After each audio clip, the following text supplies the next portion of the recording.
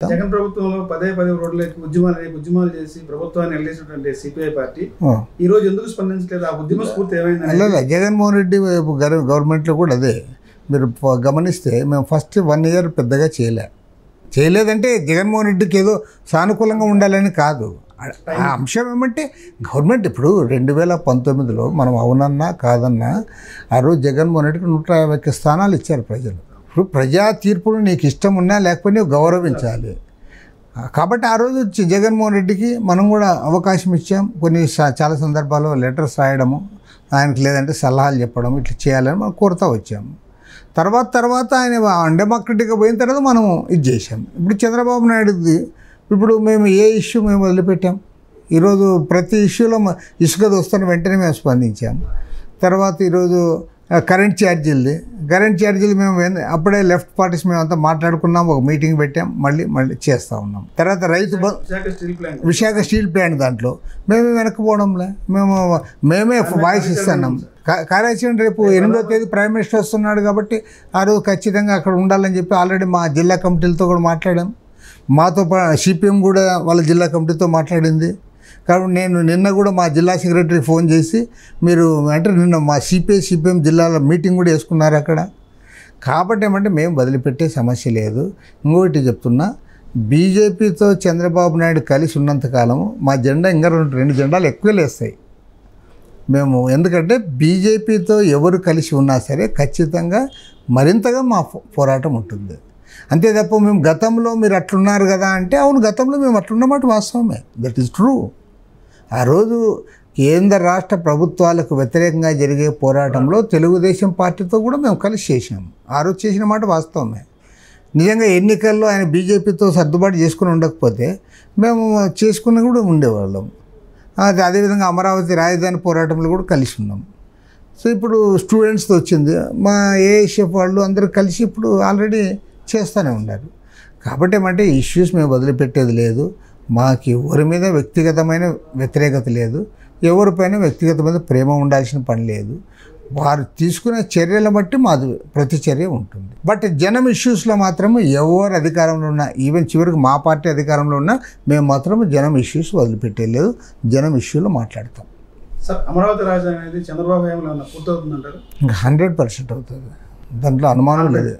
కాన్ఫిడెంట్గా అవుతుంది. ఎందుకు అవుతుందంటే దానికి రీజన్ ఒకటే. ఫస్ట్ ఆఫ్ ఆల్ ప్రభుత్వానికి చిత్తశుద్ధి ఉండాలి. జగన్మోహన్ రెడ్డి ప్రభుత్వం ఏమనుకుంది, అసలు అమరావతి అనేది ఉండకూడదు, దీన్ని మార్చాలని చెప్పి అతను 3 రాజధానులను ఒక డ్రామా పెట్టి అట్లా చేశాడు. అతను అమరావతి అక్కర్లేదు విశాఖపట్నం పెడతానన్నా కూడా కొంతమంది కన్విన్స్ అయ్యారు.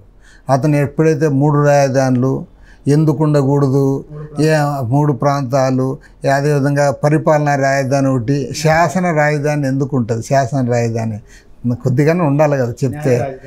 ఏమంటే అందరిని అమాయకులు చేసి అతను ఒక్కరికే తెలివైనోడు అన్నట్లు, మిగతా వాళ్ళకి ఏమీ తెలియదు అన్నట్లు బిహేవ్ చేశాడు. అప్పుడు అందరం వ్యతిరేకించాము. ఇప్పుడేమి చంద్రబాబు నాయుడు గారికి ఫస్ట్ ఆఫ్ ఆల్ దాని మీద ఆయన ప్రయారిటీ అయింది. నెంబర్ 2 ఏమి, ఇవాళ వరల్డ్ బ్యాంక్ లోన్ వచ్చింది, హడ్కో లోన్ వచ్చింది, ఏషియన్ డెవలప్మెంట్ బ్యాంక్ లోన్స్ వస్తున్నాయి. తర్వాత సెంట్రల్ గవర్నమెంట్ డిపార్ట్మెంట్స్ వాళ్ళు వచ్చి వాళ్ళు ఇవన్నీ పెడతారు. తర్వాత వీళ్ళు ఎవరికైతే ల్యాండ్స్ అలాట్ చేస్తారో వాళ్ళందరూ కూడా ఇది చేస్తారు. కాబట్టి రాబోయే 2-3 ఏళ్లలో పెద్ద చేంజ్ ఉంటుంది అక్కడ. అమరావతి రాజధాని విషయంలో అది ఖచ్చితంగా ముందుకు పోతుంది. సార్, అమరావతి ఉద్యమాలు చాలామంది మీరంటే ఉద్యమాలు చేశారు, రైతులు చేశారు, ఎస్సీ అంతా చేశారు.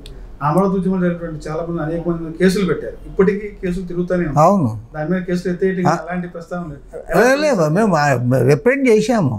మొత్తం ఏ జిల్లాలో ఏ కేసులు ఉన్నాయో ఆ కేసులన్నీ తీసుకుని పోయి సీఎం గారికి ఇచ్చాము. అమరావతి కేసులని కూడా ఇచ్చేయాలని అడిగాము. కానీ ఇంతవరకు ఆ కేసులు చాలా పాజిటివ్గా స్పందించాడు కానీ బట్ ఆచరణలో ఈ రోజు వరకు కూడా చేయలే. కాబట్టి సీఎం గారిని అడుగుతా ఉన్నాం, ఈసారి మళ్ళీ కూడా కలిసి అడుగుతాం.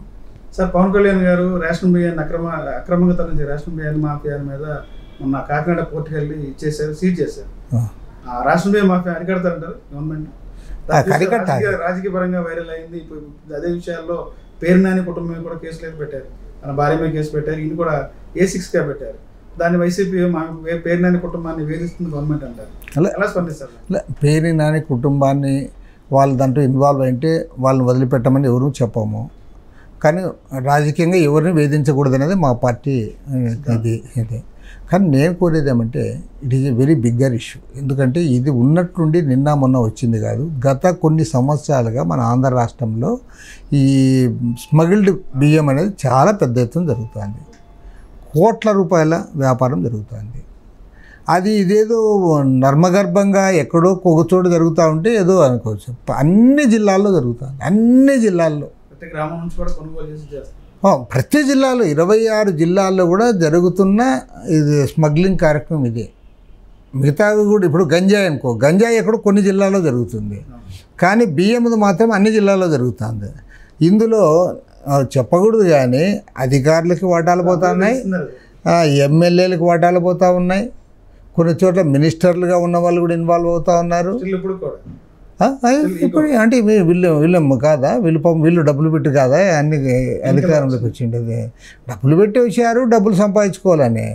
ఆల్రెడీ వీళ్ళు కొంతమంది ఎమ్మెల్యేలు అయితే వాళ్ళ పేరు చెప్పను కానీ వాళ్ళు ఎమ్మెల్యే అయిన వెంటనే వాళ్ళు పిలిపించి ఇంతకుముందు ఎంత ఇచ్చారు, ఎవరెవరికి ఇచ్చారు అంత మళ్ళీ ఇక్కడ తెచ్చియండి అని అడుగుతాను.